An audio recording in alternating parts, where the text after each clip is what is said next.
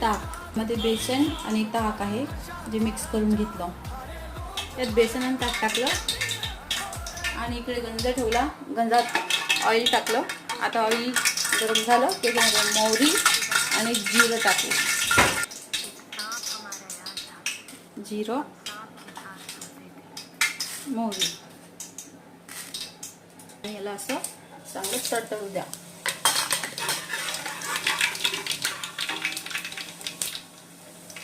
एक कढीपत्ता, थोडी हिरवी मिरची,